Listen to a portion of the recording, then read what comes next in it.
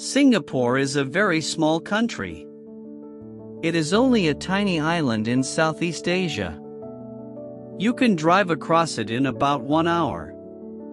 When people hear this, they often ask, how can such a small place be so rich? The question sounds simple, but the answer is long and full of lessons. Singapore is not only rich in money, but also rich in ideas, discipline, and courage. This is the beginning of the story of how a small island became one of the richest nations in the world. A long time ago, Singapore was not rich at all.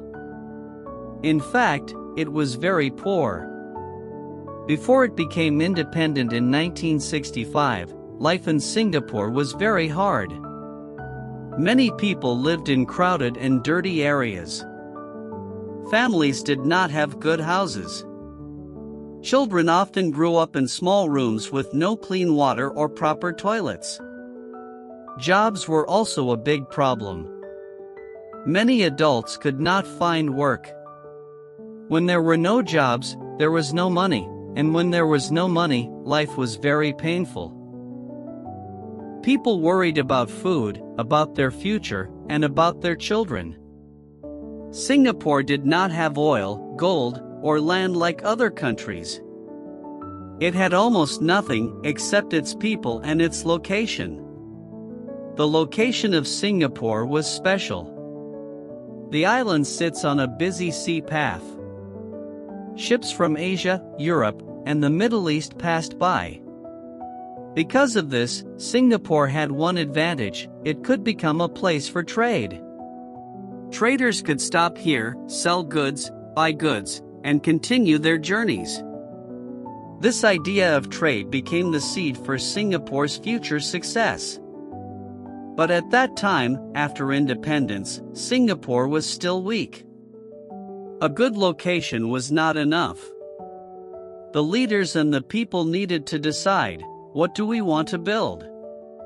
Do we want to stay poor, or do we want to change our destiny? The leaders of Singapore, led by Prime Minister Lee Kuan Yew and his team, chose the second path.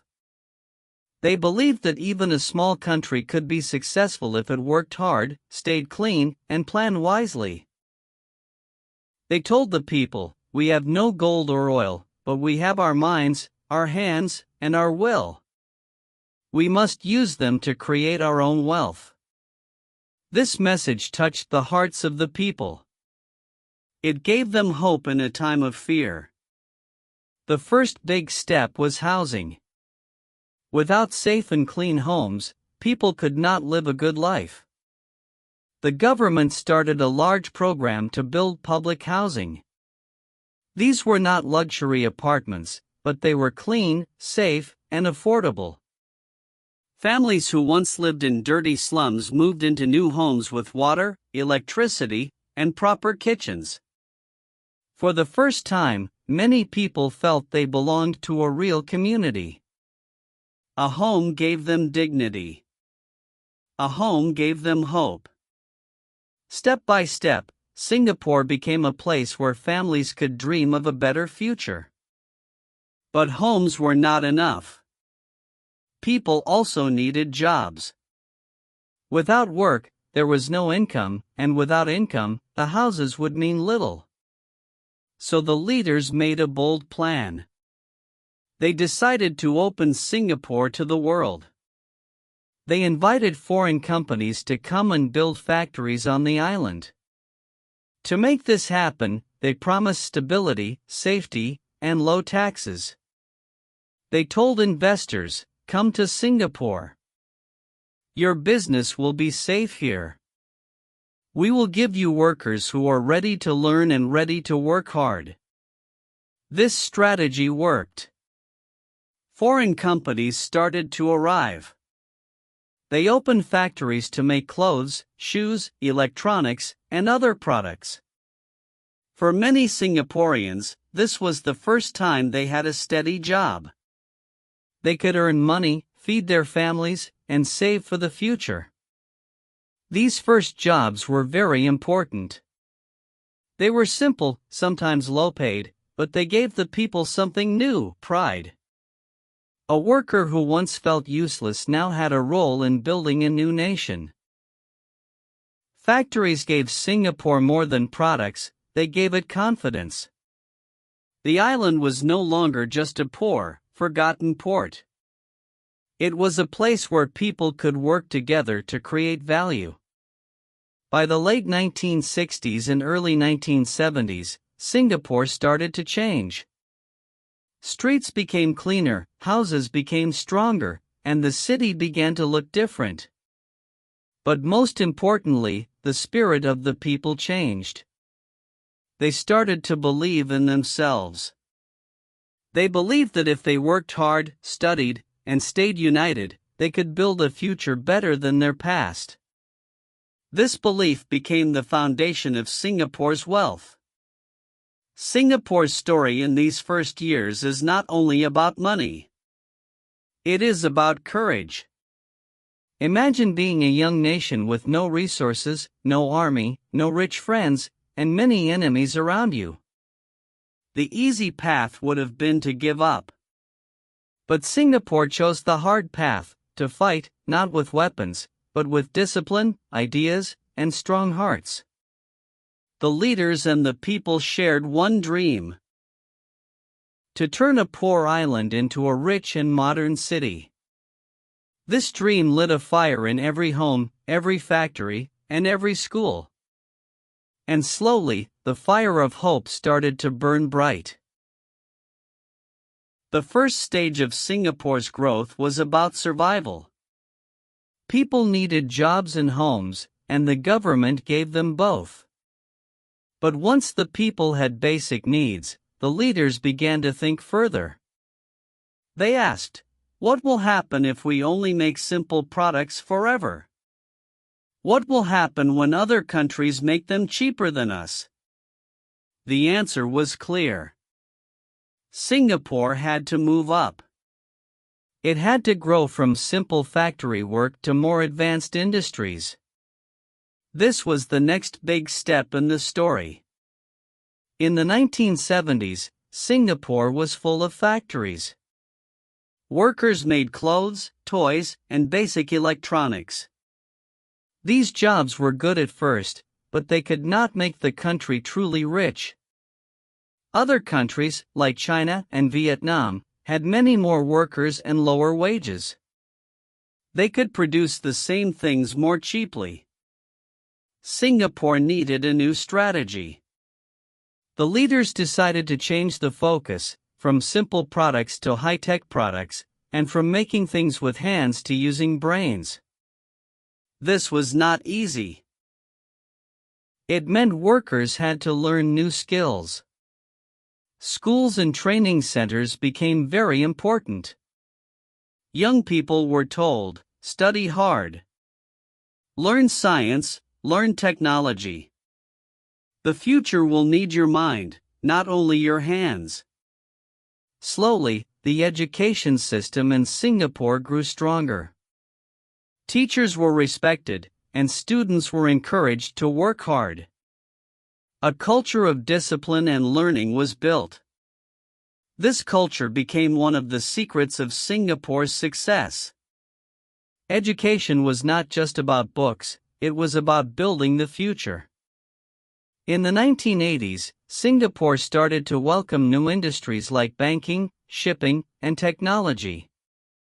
These industries needed smart workers and clear rules. The government made it easy for companies to come. Taxes were low, corruption was almost zero, and the city was safe. For foreign businesses, Singapore became a dream place. A company could open an office, hire skilled workers, and know that the rules were fair. In many countries, businesses worried about corruption or strikes. In Singapore, things were stable. This stability became a powerful attraction.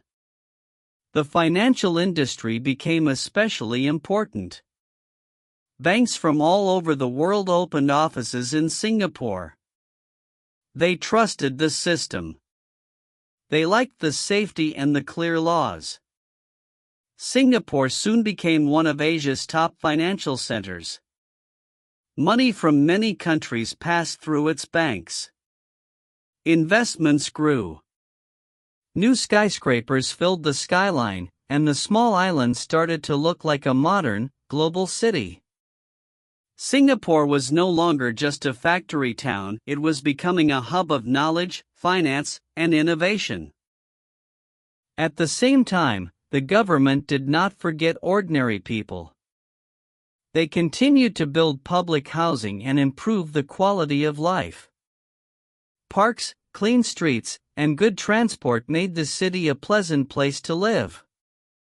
This was important, because rich companies and smart workers would not stay in a dirty or unsafe city.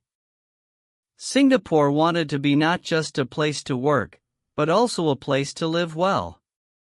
The leaders believed that a good city would attract good people, and good people would create more success. Another clever move was land reclamation. Singapore is small, but it did not accept its limits. It started to create more land by filling the sea.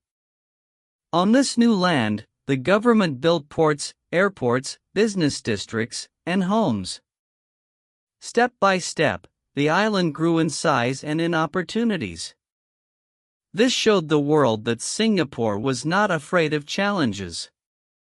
Even the sea could not stop its dreams. Tourism also became a part of the plan. Singapore invested in attractions like Sentosa Island, Marina Bay, and later the Formula One night race. Visitors from all over the world came to see the modern city, shop in luxury malls, and enjoy the clean and safe environment. The city's image changed. It was no longer just a stop for ships, it was a destination. Tourists brought money, and global attention brought prestige. Singapore became famous not only for business but also for lifestyle.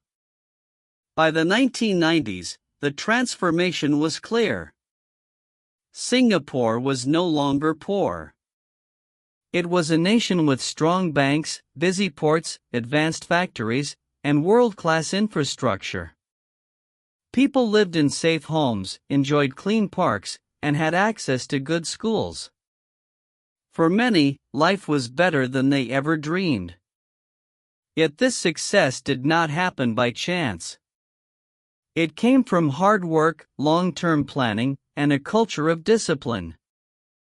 The people and the government worked together like a team. Each person's effort, small or big, added to the nation's wealth.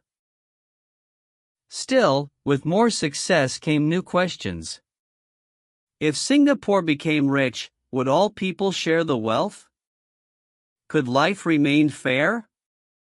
Would costs rise too high? These questions would grow stronger in the next chapter of the story. But in this period, one thing was certain: the small island had proven to the world that size does not decide destiny. Singapore showed that a nation could start with nothing and still create greatness. The story of Singapore in the 1980s and 1990s is a story of climbing higher. From simple factories to finance and high technology, from poor homes to modern skyscrapers, Singapore's journey is a powerful lesson. With vision, discipline, and education, even the smallest place can shine on the world stage. By the time Singapore entered the 2000s, the world already knew its name. It was no longer just a tiny island, it was a symbol of success. Tall buildings touched the sky, green parks gave people fresh air, and the streets were clean and safe. Many travelers said, "Singapore feels like the future." For global companies, it was one of the best places to set up an office. For tourists, it was a modern and exciting destination. But with all this success came new challenges. Life in Singapore was rich, but it was also expensive. The leaders of Singapore understood something important: people do not want only jobs, they also want a good life. So the government worked hard to make the city beautiful and enjoyable. Land reclamation continued, giving space for new homes, parks, and business centers. Sentosa Island was developed with beaches, hotels, and fun attractions. The skyline grew with famous buildings like Marina Bay Sands. These places were not only for Singaporeans but also for the world. Visitors came to enjoy shopping, food, and entertainment. Big events like the Formula One night race brought thousands of tourists and millions of dollars. Singapore became not only a city to work in, but also a city to experience. At the same time, the country started to attract very wealthy people. Rich investors from China, India, Indonesia, and many other places saw Singapore as a safe place to keep their money. The banks were trusted, the rules were clear, and the lifestyle was luxurious. They bought homes, opened businesses, and spent money in shops and restaurants. Slowly, Singapore became a playground for the rich. Casinos and integrated resorts added more excitement and more income. This new wealth made Singapore even stronger in the global economy. But while some people enjoyed this new luxury, others started to feel the pressure. Everyday life became more expensive. Buying a car in Singapore cost far more than in other countries, because of high taxes and special permits. Even simple things like clothes or food in restaurants could be costly. For an average family, living in Singapore meant working hard not just to enjoy life, but sometimes just to keep up. Salaries were higher than in many countries, but so were the prices. For some, it felt like running in a race that never ended. The government created a system to help people save for the future. It is called the Central Provident Fund, or CPF. Every month, workers put about 20% of their salary into this account. Employers add more money too. The money in CPF can be used later to buy a home, pay for healthcare, or support retirement. This system gave people safety, but it also reduced the amount of money they could spend freely each month. Many people agreed that it was wise, but some felt it made life tighter in the short term. Another issue was inequality. Singapore had become one of the richest countries in the world, but not everyone shared this wealth equally. Statistics showed that the gap between the rich and the poor was larger than in some other rich nations. While some families lived in luxury apartments and drove expensive cars, others struggled to pay bills. More than 180,000 millionaires lived in Singapore, but many ordinary citizens worried about the rising cost of food, transport, and housing. This difference created debates about fairness.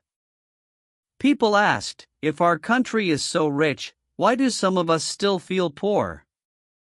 The government tried to balance the situation.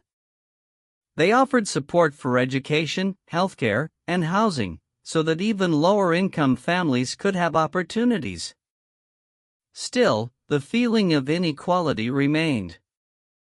It was not just about money, it was also about belonging. Some Singaporeans felt that as the country welcomed more foreign workers and rich outsiders, their own chances became smaller. They worried about jobs, about housing prices, and about whether their children could succeed in such a competitive environment.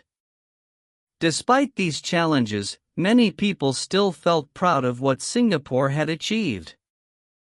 They remembered the past, when the island was poor and weak. Compared to that time, today's problems seemed like problems of success. Yes, life was expensive, but at least there was stability, safety, and opportunity. Singapore remained one of the cleanest, safest, and most organized places in the world. For many citizens, the sense of order and security was worth the high cost. They believed that discipline and hard work would always bring rewards in Singapore. Tourists who visited often admired the balance between modern life and nature. They saw shining skyscrapers next to green gardens, fast trains running under peaceful streets, and a mix of cultures living together. To many outsiders, Singapore looked like a dream city. But to those who lived there, it was a place of both pride and pressure. Every success had its price, and every comfort had its cost. By the early 21st century, Singapore had proven it could be rich, clean, and respected around the world. Yet the story was not finished. The next challenge was not only to stay rich, but also to stay fair. The question became, how can Singapore remain a land of dreams without leaving some people behind?